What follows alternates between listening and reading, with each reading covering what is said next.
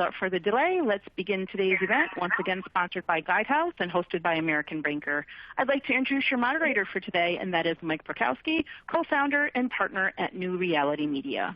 Mike, you have the floor. Thank you very much. Ladies and gentlemen, welcome to today's program. We're glad you could take some time out of your busy day to learn more about our topic. Obviously, the issue of business resiliency is critical to all organizations, but in the financial services and financial institution sector, there's no question that it has become more important than ever, particularly if you consider what's happened in the last 18 months, not just throughout the industry, but really throughout the entire global economy. So learning more about why business resiliency is top of mind for financial institutions is a very worthwhile topic, and I'm glad today that we have with us 4 expert speakers who are going to cover this topic today in some depth in their presentation and in their conversation, and they'll also spend time in the Q&A part of our program answering your questions. Christopher Sikaranza, Jonathan Shirey, Stacey Harkins, John Eckenrode all have extensive backgrounds. You'll learn a little bit more about them in a little moment. But let's get started. I do want to take a moment, though, before we do, to again acknowledge and thank Guidehouse for sponsoring today's program. We appreciate their support. I'd like to turn the program over to our host from Guidehouse, and that's Christopher Sikaranza. Christopher, the floor is now yours. Great. Thank you, Mike, and good afternoon, everybody. Thank you for joining us today for our webinar focused on business resiliency. My name is Chris Sikaranza, and I'm a partner and head of our banking, insurance, and capital markets practice at Guidehouse. I'll be kicking off today's discussion. As Mike said, we can all agree the past year and a half has been interesting, to say the least, and very challenging. The COVID pandemic impacted people and businesses worldwide, forcing a large portion of the workforce to work from alternative locations, using new technologies, new capabilities. And the pandemic continues to impact the way we work and live every day. In addition, we've seen an increase in cyber attacks, ransomware attacks, technology breakdowns, and weather and climate-related events, making the topic of business resiliency more important and a major focus for financial institutions. Before we discuss our agenda today, let's meet some of our panelists. Jonathan, would you like to start us off?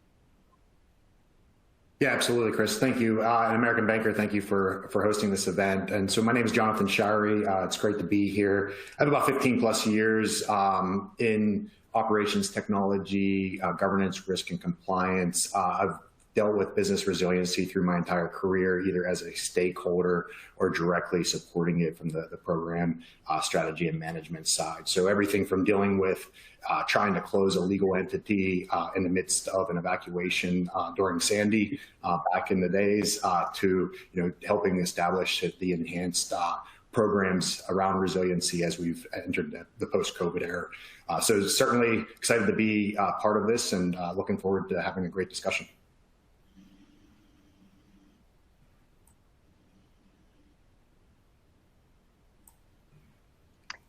Do you want me to go next, Chris? Yes, Stacey, please go next. Absolutely. So I'm Stacey Harkins, and I am also excited to be here today. So Chris, thanks for having me join the discussion. I do think operational resilience is very important.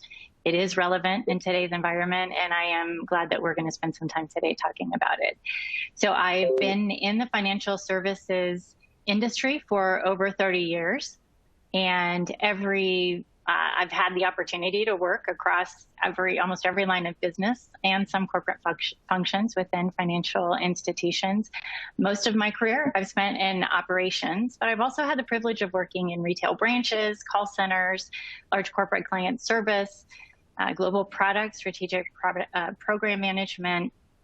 And across all of those, operational resiliency is definitely something that is top of mind and critical as we think about how we support our businesses and ultimately our clients.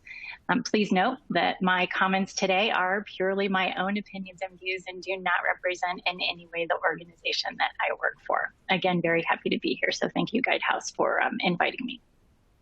Thank you, Stacey, and thank you for joining us. John, do you want to go next? Certainly. Thank you, Chris. John Eckenrode. I've got about 30 years of experience in what we now call cybersecurity, but Actually, interesting of note, I'm a former Foreign Service Officer with the Department of State, and that's actually where I got my start with business continuity, developing continuity of operations plans for activities overseas for the Department of State. So this is something that I've been very passionate about for a very long time. Thank you. Great, thanks, John. And thank you for our panelists for joining us today. We're going to focus the conversation really on 5 key areas. We will discuss first the economic impacts of major business disruptions. Second, we're going to talk about the key trends business resiliency professionals should be mindful of and evaluate as they develop their business resiliency plans and strategies. Third, we're really going to take a strategic view of what business resiliency program design should look like. Also thinking about what key operational considerations should take place. And then we're going to finish with a specific focus or a particular focus on cybersecurity and business resiliency, as that area continues to be a growing concern for many businesses. As Mike said, please feel free to ask questions through the system here. We also have time reserved at the end for a Q&A session from the audience. Thank you again for everybody attending. I look forward to hearing everybody's perspective on these important initiatives from our panel. So let's set the stage. It doesn't take but 5 minutes reading a newspaper every day to see the issues that are out there. We see risks in the cybersecurity space. You know, there's recent floods in Europe, hot weather and drought on the Western United States. You know, every week there's a new victim of a ransomware attack. It's really a steady flow of bad things impacting people and businesses. You know, as a risk manager, I do find this very concerning, but I do think there's a way for us to mitigate these issues.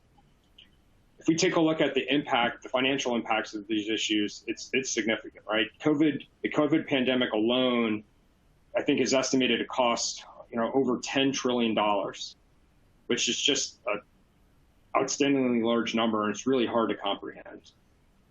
You have to go back all the way to, you know, World War I, World War II to see losses like this, you know, economically. And then cybercrime, which is increasing at a really unbelievable rate, has cost businesses over $1 trillion. The cost of managing these types of incidents, ransomware incidents, cyber breaches, you know, the cost of that is continuing to escalate. And then climate change, which is estimated to cost businesses over $1.3 trillion in revenue losses over the next 5 years. So if we just add up those 3 areas alone, you know, we're talking about almost $15 trillion in losses.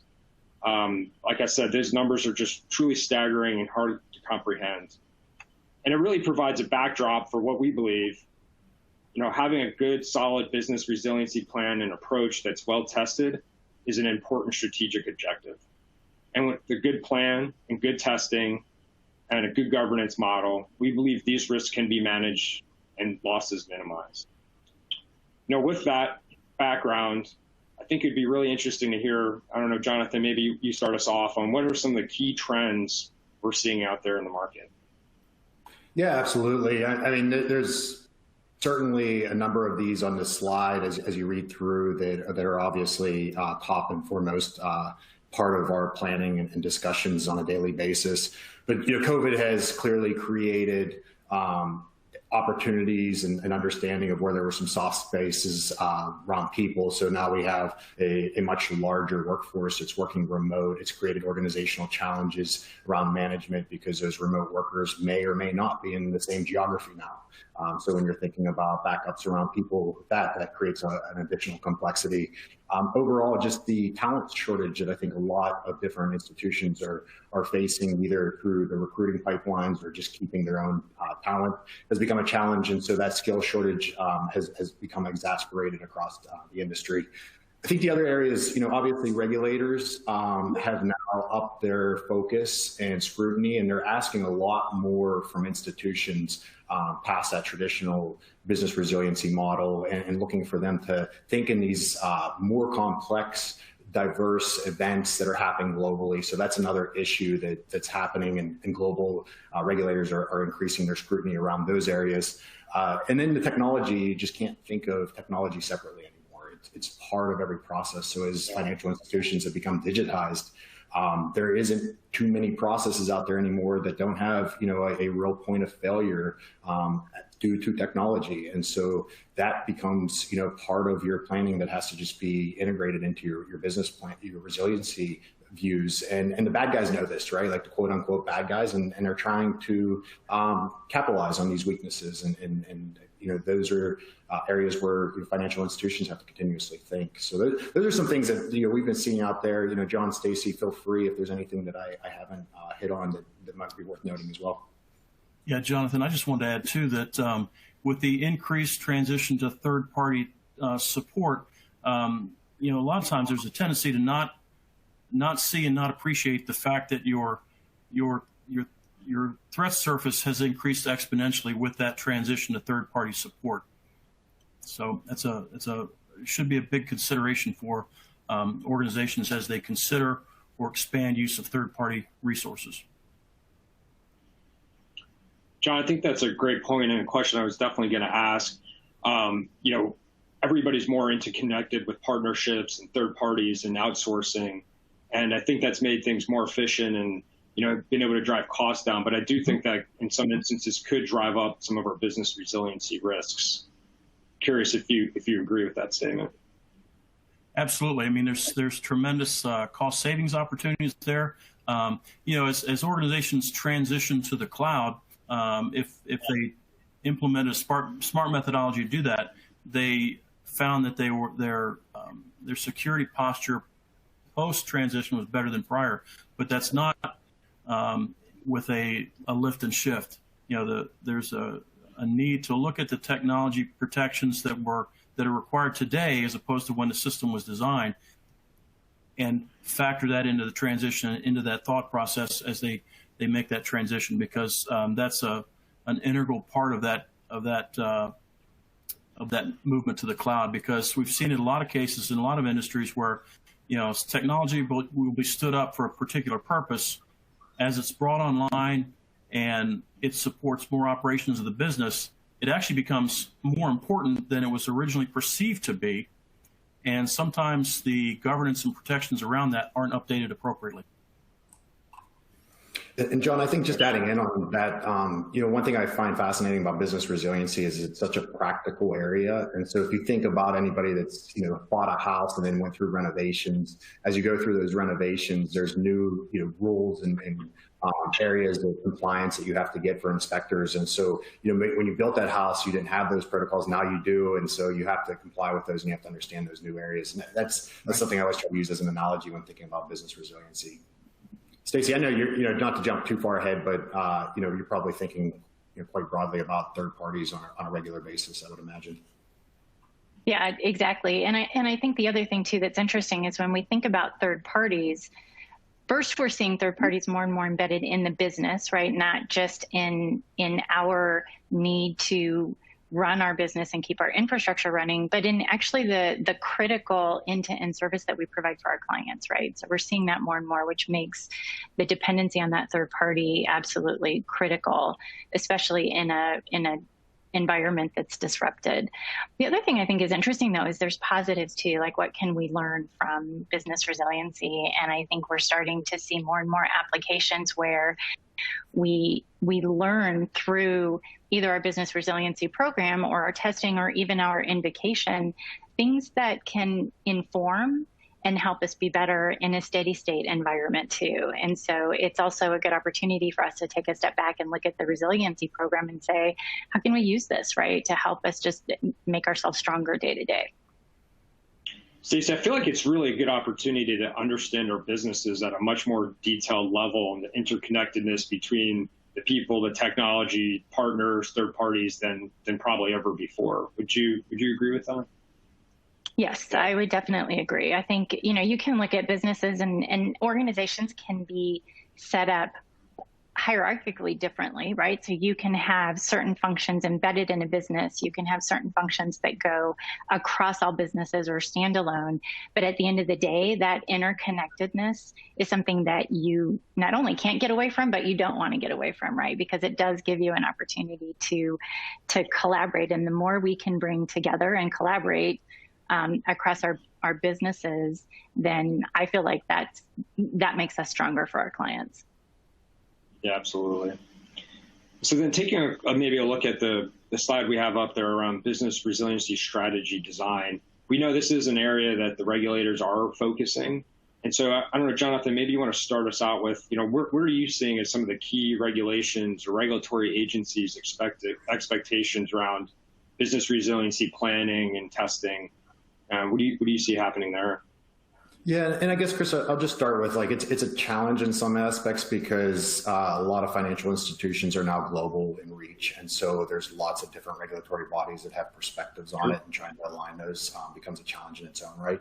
But some of the kind of leading authorities out there, two in particular, the Bank of England had come out with a perspective in March of 2021 around some new terminologies and enhanced terminologies that they already had. A couple of them are such as understanding the important business services, and I've heard in the industry that term kind of said differently, but all in all, understanding as a financial institution, what are you actually doing that is critical, such as can customers get money out of their account? Payroll is another one that it comes up as simplicity. That's something that banks have to do and businesses overall.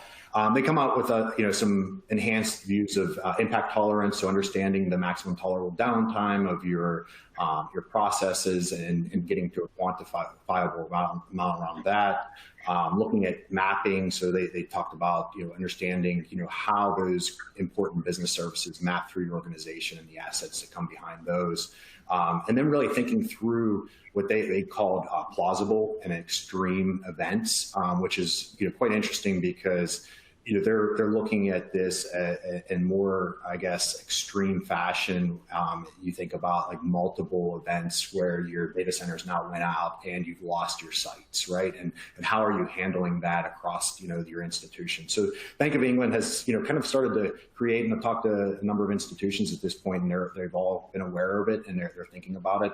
And then the ffiec is the other big one, and they've been publishing a paper, and they've come out. One of the most interesting areas that I think that they've incorporated is cybersecurity and cyber resiliency overall into operations. And so they've really looked at it as throughout their entire handbook being part and integrated and integral as operational resiliency, so side and side with that. They've also created some linkages to authoritative sources, so they're trying to broadly bring in the different views that you should be thinking about, such as NIST. Other areas they're thinking about is really deep diving into that mapping area, so understanding your equipment, your software, and your security controls, and really even your physical controls, and understanding those areas. So I think those are some of the key. John, Stacy, I don't know if there's any that I'm missing or anything around those areas that would be worth highlighting that I missed. No, I think that's exactly right, Jonathan. I'm glad you brought in the ffiec handbook. I have to tell you, just as a practitioner, I look at that frequently. I think it is very informative, and I think just searching within the industry and the different regulatory bodies, they have put things out there that are available to us, right? That do help us kind of understand where they're thinking of going, right, and what we can learn as it relates to just some critical areas around resiliency. Yeah, and Jonathan, as you mentioned, NIST has put out a lot of information about, they don't necessarily call it cyber resilience, but organizational resilience, and they've got a couple special publications out there, 839, special publication 839, special publication 837, that provides the context of the need to effectively communicate risk information at various levels in the organization. They had defined as tier 1, 2, and 3 being executive level, mission level, and operations level. But that's all a good foundation for what we're talking about today. Yeah, absolutely. Jonathan, you mentioned organizations operating globally and having to understand all the different regulations for the different countries they operate in, and that gets me thinking, like, right, you got businesses with many different lines of businesses, different products, a global footprint, leveraging technology. How do these complex organizations bring it all together in a comprehensive strategy and plan? It seems like a pretty complicated undertaking. Yeah, and I'll even just add to the complexity, just for you to think about in your answer, Jonathan. But part of that is it's not even just financial regulatory considerations, right? When you think about a large financial institution that's global, there are other regulatory and government policies and guidance, right, on things that aren't related to the financial. Yeah, so OSHA, and we look at as an example that also comes into play, and you have to take that into consideration. Yeah, and Chris promised me that he was going to give me softballs, but with both of you tag teaming there, we'll see how I can answer this. But no, on a serious note, I guess when you think about it, it is a real challenge. I guess first and foremost, financial institutions need to have a strong regulatory change management process, right? So that they understand what regulatory agencies and obligations that are tagged to resiliency.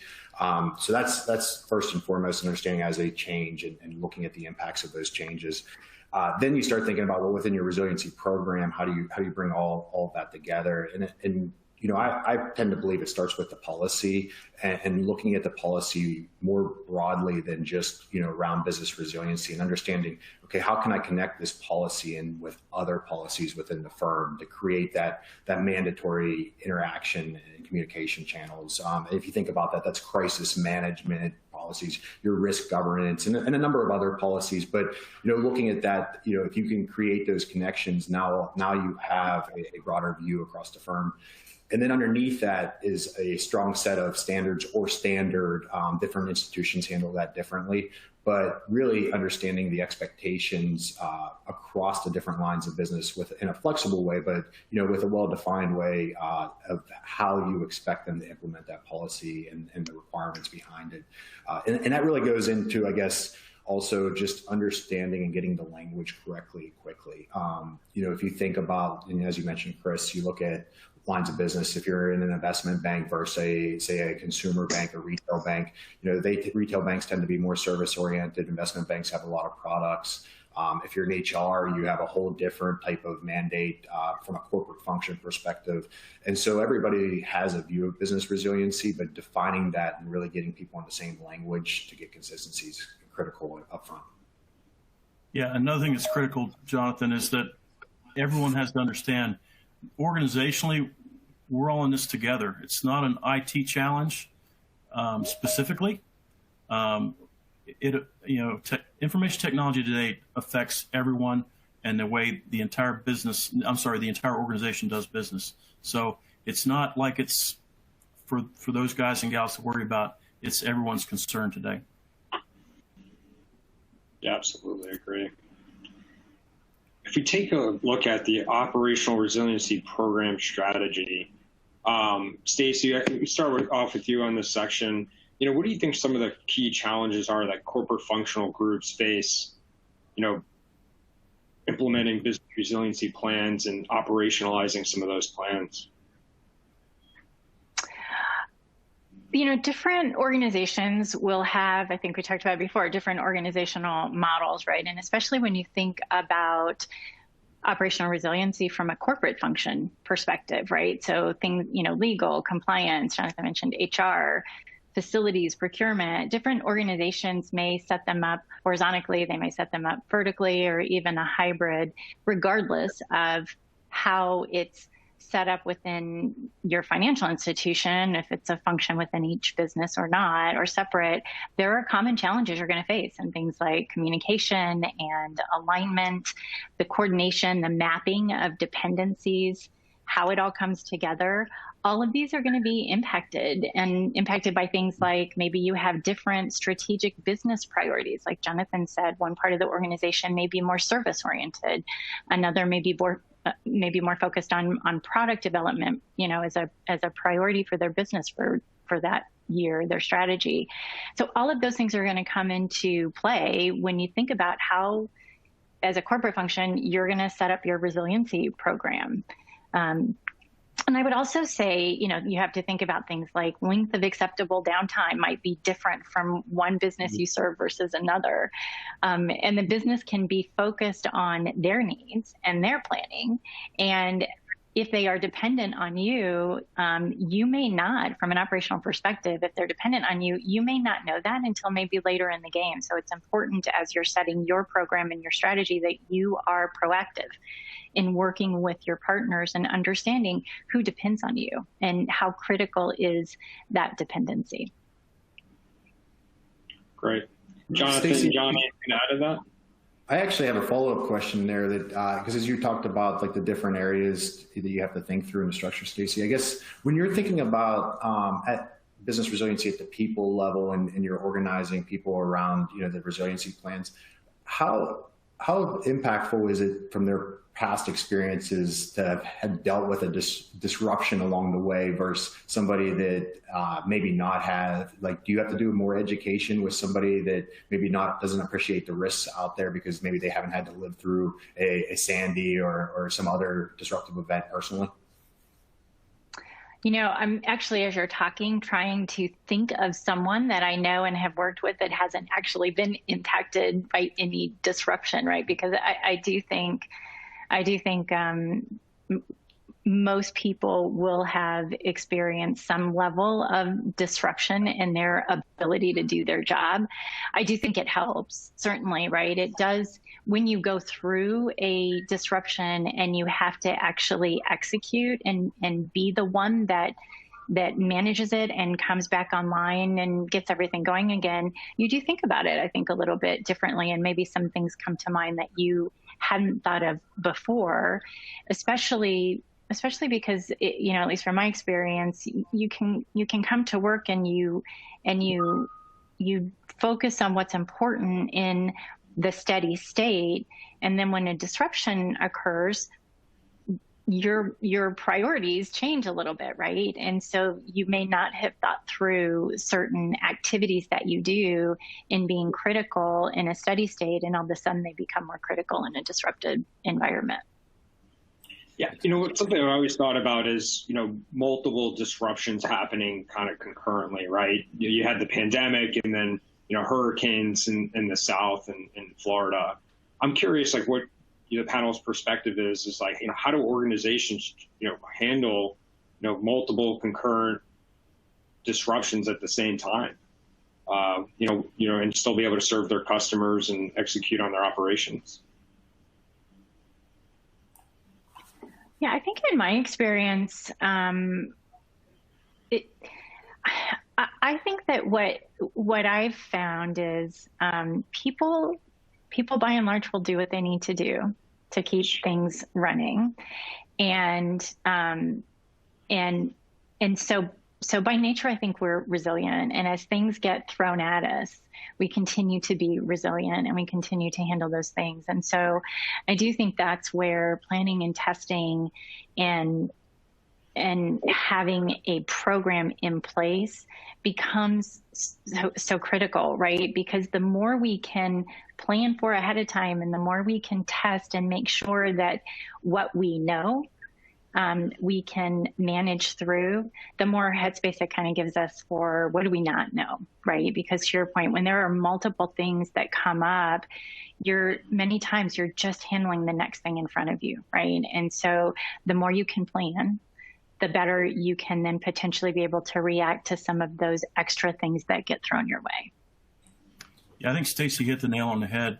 I worked with an organization some years ago that had a very good testing program in place, and what they realized after one of their tests was that if the projected test period would have been another 3 days later, then that would have precipitated a whole different series of events, and that other systems that they hadn't thought about previously were going to rise to the fore as being those that are most important. So what that exercise precipitated was for them to take a good hard look at their scheduled operations on a weekly, monthly, and quarterly basis and factor that into their planning purposes, because they realized that, for example, a payroll system, if a payroll system is down and doesn't have to run payroll, it's not a problem. But if it's during a payroll period, then that's a big problem.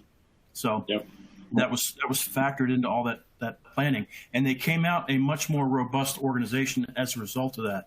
But it was primarily through commitment by the leadership that, hey, this isn't a pro forma exercise. We want to really test our ability here and see where we need to improve. And Chris, I would just add on to both John and Stacy, going back to the house example, but, in our personal lives and our professional lives, there's always a lot of different things happening at the same time. Understanding the impact and the outcome of those things, sometimes you can narrow that down to certain, 1 or 2 items you need to fix. And so in a house, if you have a hurricane and a lightning storm or some other issue and you lose your roof, you can have 10 things happen, but you lost your roof, right? And that's what you need to understand and plan for. So, understanding the outcome of those scenarios, I think, is critical. Yeah, and I think just going back to that, that's a great point to emphasize, Jonathan. The prioritization up front is important. You don't want to be having to figure out the priority when you're in the disruptive event, right? So figuring that out ahead of time definitely can help. Yeah, absolutely. We talked about third parties a little bit earlier and kind of their impact and importance to this whole process. As we build a business resiliency plan and strategy, how have you gone about, making sure third parties are considered or included? Have you included them in the process? I'm curious, the level of interaction with third parties as we've gone through this process. Jonathan, I'll go ahead and, if you don't mind, Chris, I'll go ahead and jump in because I do think it's absolutely critical. You can't, just for all the things that we just talked about, right? Everything that we just talked about for your own institution also comes into play for any third party that you depend on. So just a few things I would think about. One is for every supplier, especially those that are part of your prioritized critical service, you're going to want to understand how they approach unexpected disruptions themselves. What are their planning, testing, recovery strategies? What are the reporting and the data that they use to manage through disruptions? You need to think about it, potentially consider how is the contract structured with this third party? So first, about resiliency, is it clear? Is it enforceable? How much capability do you have to inspect and enforce and even unwind if you have to? But then you also need to think about it potentially within the standard contract. Is there anything that you have in the standard language in a steady state that might conflict with their recovery strategy? So for example, if in your contract there's a requirement that all data is kept on premises, but you're in a scenario where work from home has to be employed, how do you manage that, right? And again, the more that you can think through in a steady state, the less you have to do, right, when you're actually managing through that disruption. And then the last thing I'll throw out is just to remember, you're not likely in a captive scenario, right? So chances are you're not their only client. So what are the consequences if there is a conflict between what do you think is important versus what another financial institution thinks is important? And where do you fit in the priority order? That is so true. Sorry, John, I think you. Yes. Yeah. Another thing I've seen that's really interesting is, you have a lot of third parties being able to identify which ones are critical for certain services and which were less critical. And then being able to, we've seen clients struggle, having all the paperwork related to third parties together in one place. So if something does happen and you need to contact, 10 or 20 different partners or third parties, truly understanding what the contractual obligations are is really difficult if those contracts aren't stored or maintained in a central location and you have to find them through the different lines of businesses or functional areas. We've seen that being quite a bit of challenge for managing third parties during disruption. Yeah. John, I'm interested if you have any other points to add on that. Yeah, I guess just real quick, the ffiec as well is obviously thinking about this because they had changed in their handbook recently the word financial institutions to entities, and that is supposed to cover third parties that they also review. So, this is clearly now becoming part of the expectation of regulators as you think through it.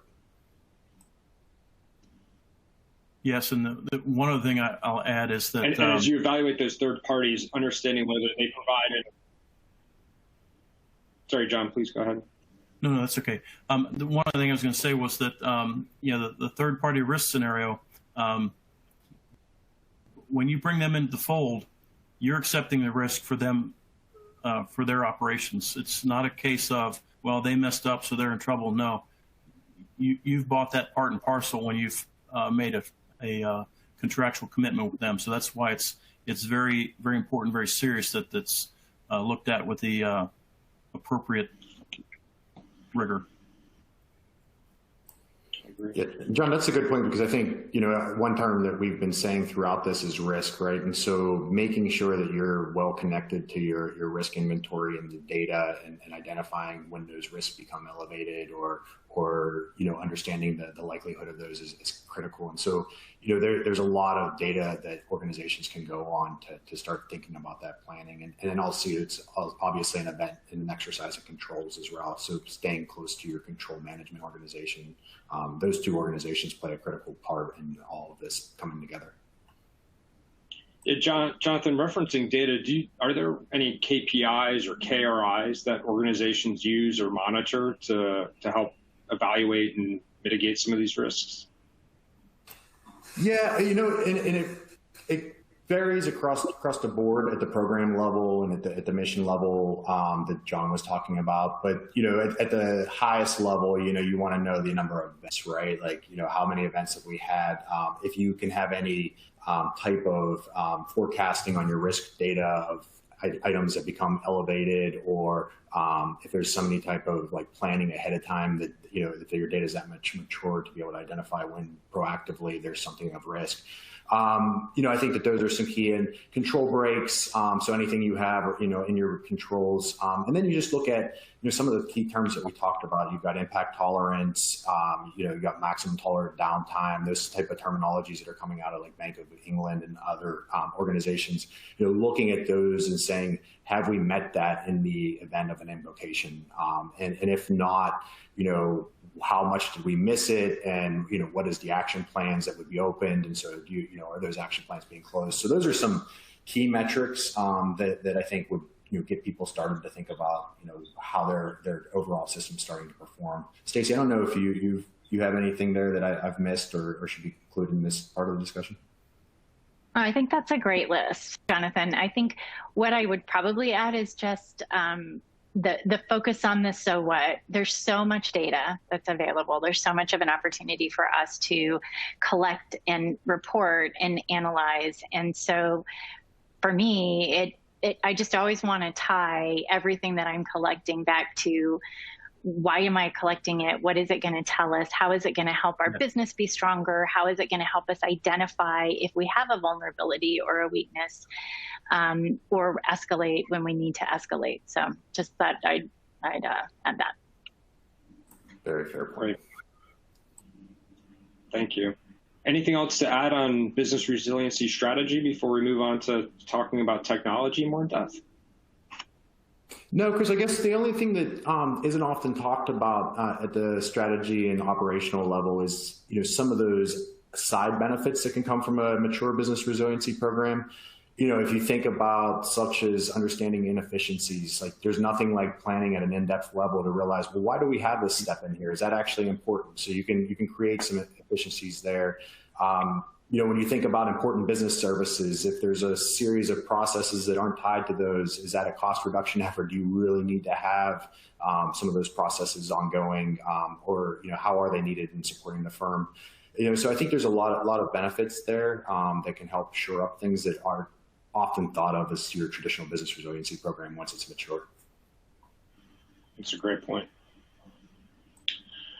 So taking a look at technology and cybersecurity,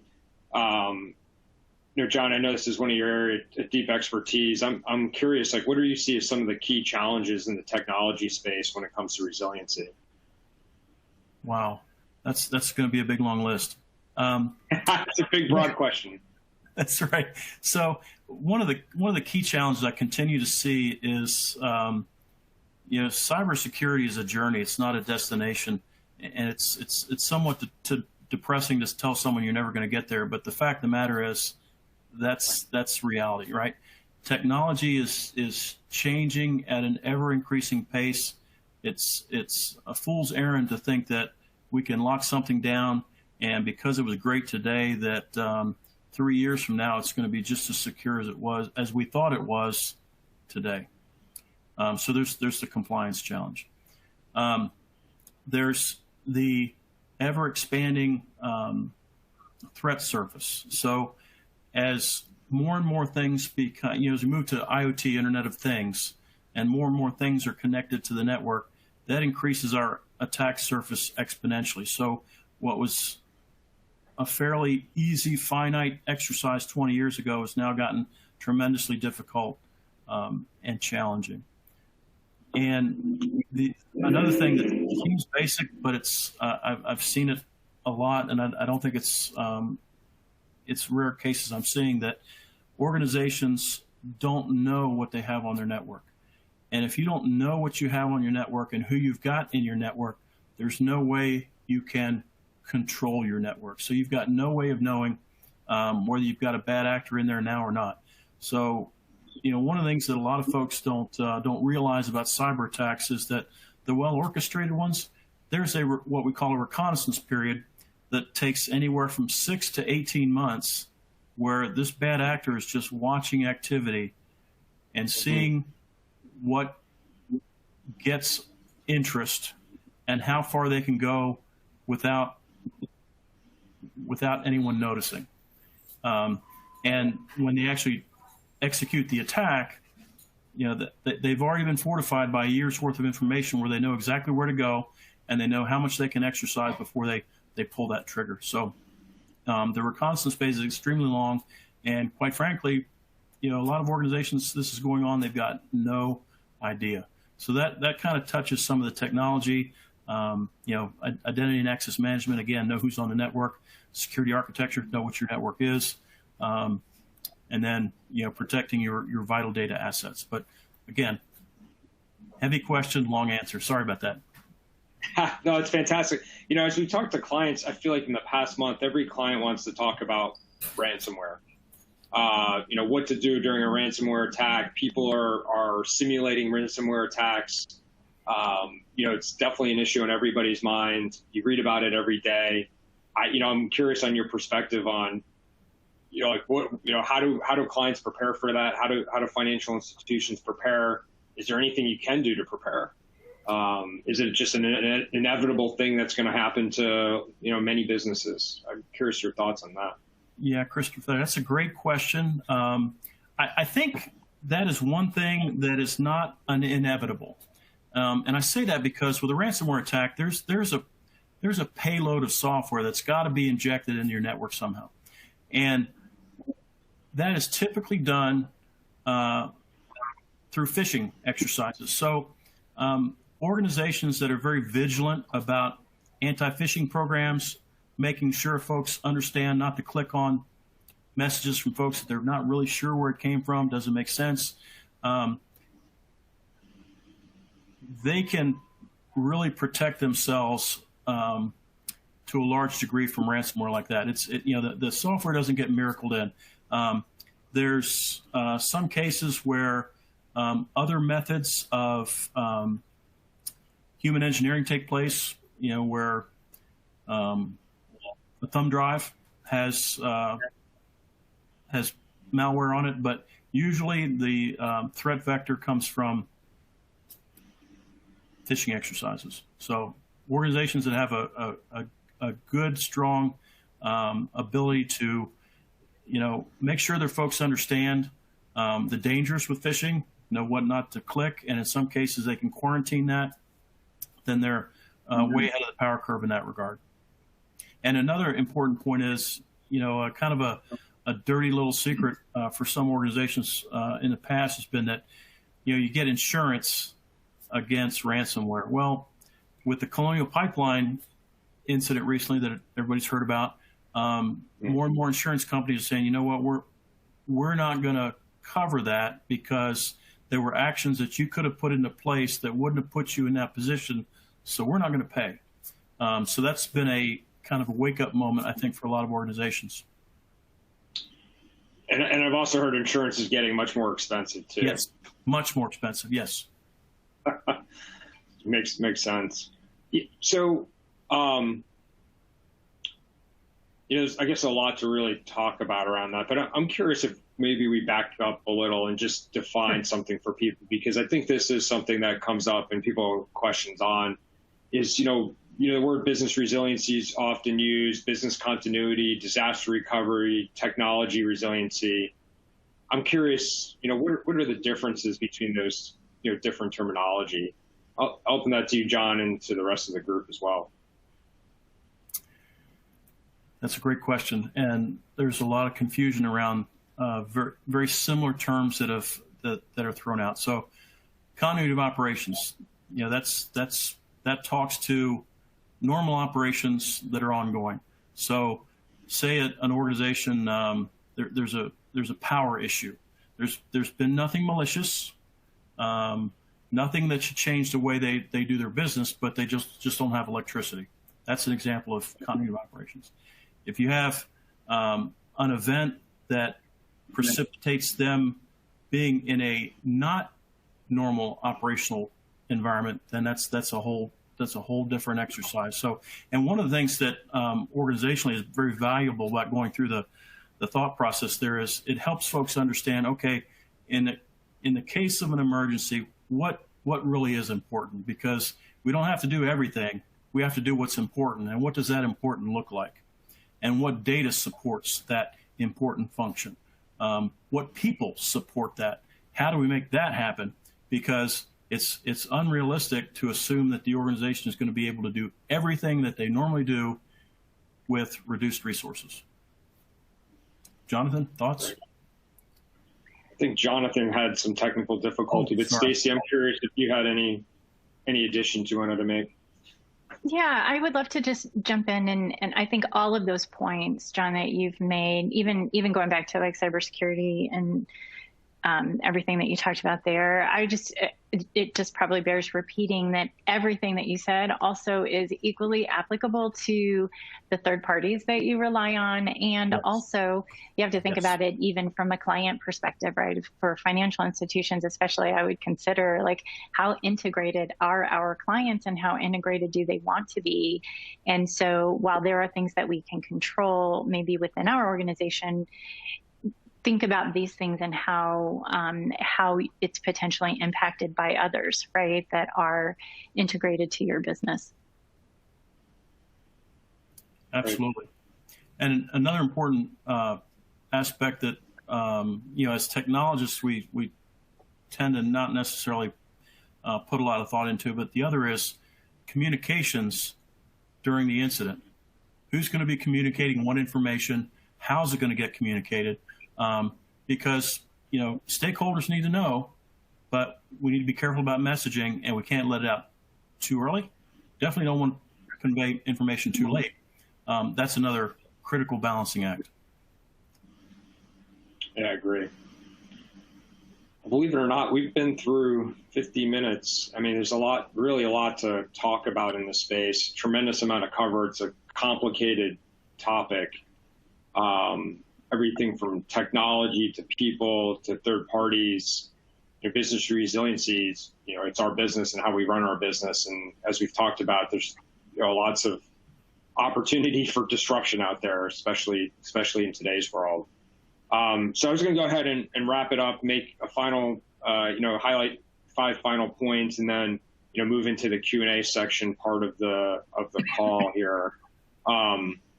So 5, I think, key points to finish off with, and maybe the panel has others, but business resiliency. The first one is business resiliency really is the ability to adapt to disruption, to keep maintaining operations, safeguarding our assets, being people or technology, partners, I believe, or our assets, our clients, our customers, all very important.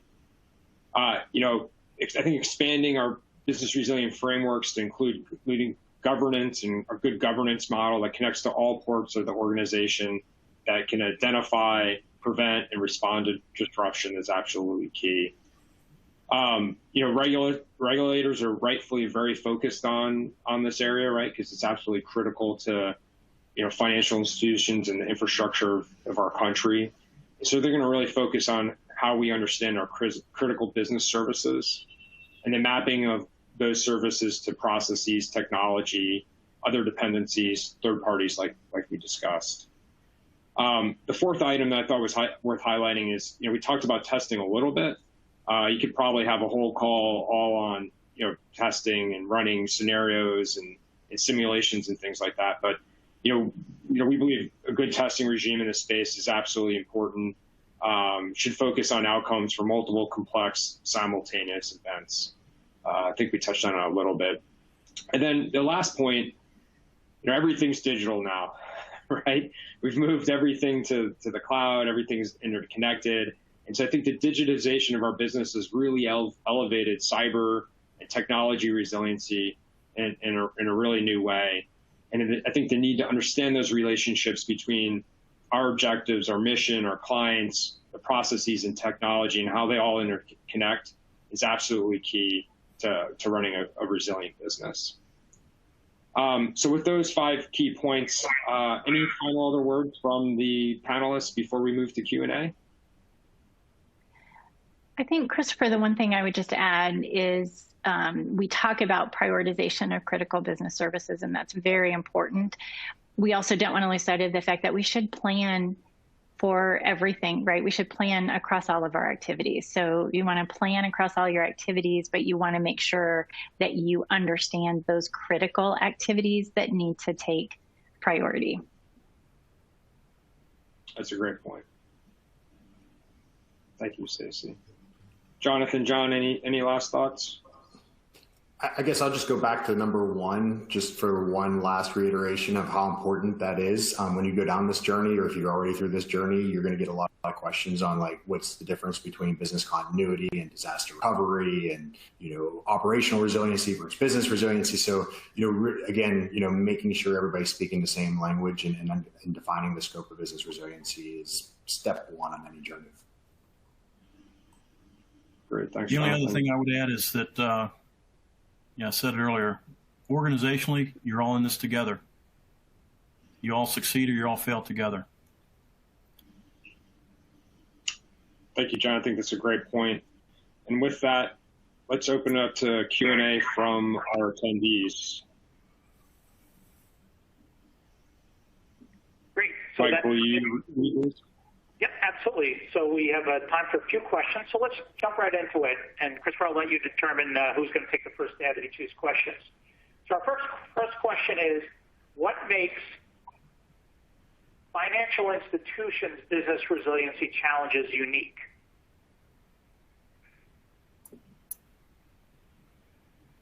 Who wants to take that one?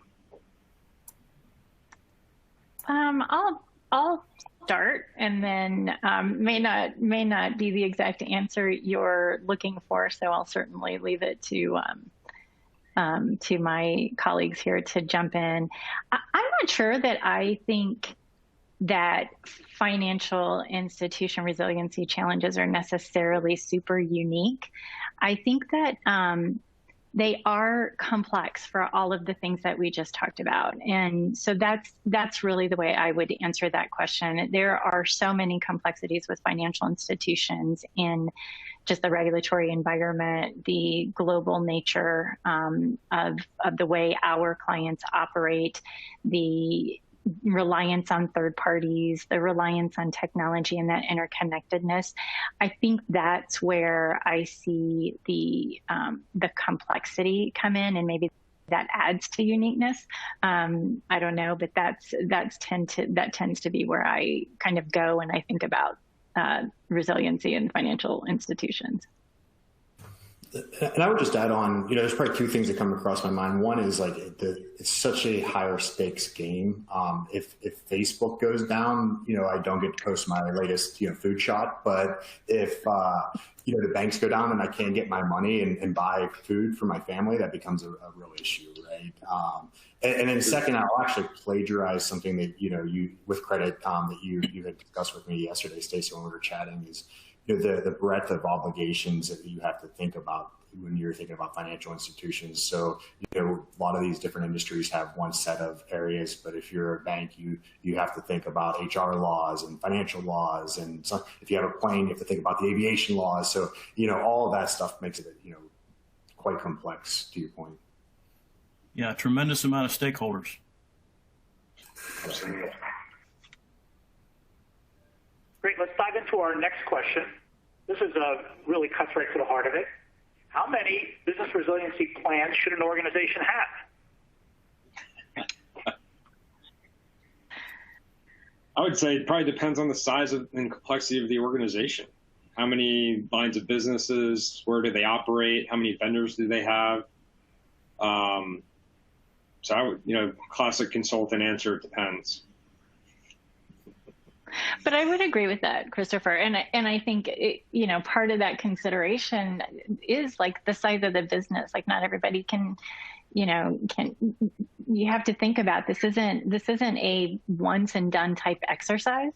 That's the exactly right. Plans have to continue to grow and evolve as the company changes. And so you want to set your plans up in such a way that it is actually manageable all the way through planning and testing and invocation and back to planning again. And so I do think that it's important to have that balance of plan, have the right granularity of plans, right, to make sure that you're not missing anything, but also make sure that it doesn't end up being just overly effort intensive, right, as you need to continue to be flexible and adapt the plan.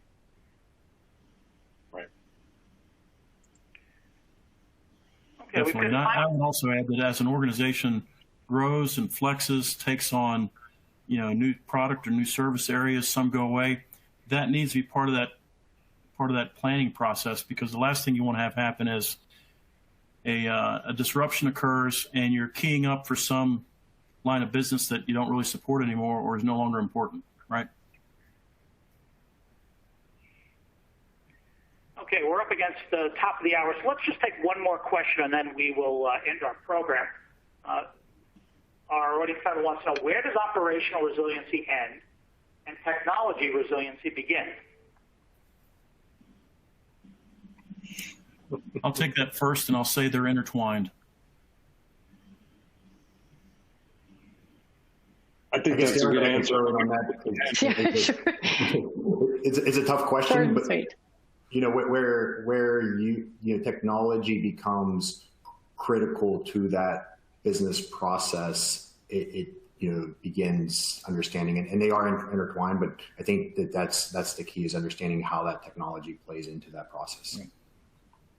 Yeah, and I would also say you can kind of flip it as well. So as much as from an if I think about my experience in operations and the intertwinedness or the dependency on technology, as I'm thinking about operational resilience, I'm going to consider, what do I do manually, or what are my workarounds if that technology itself isn't available, right? So it really does need to be that connectedness both ways, to say we rely on technology to complete our service and our operations for our clients.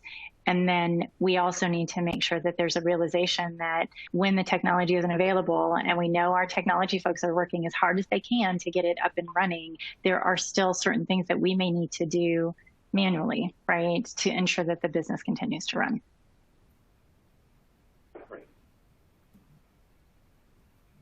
Okay, and with that does conclude our program for today.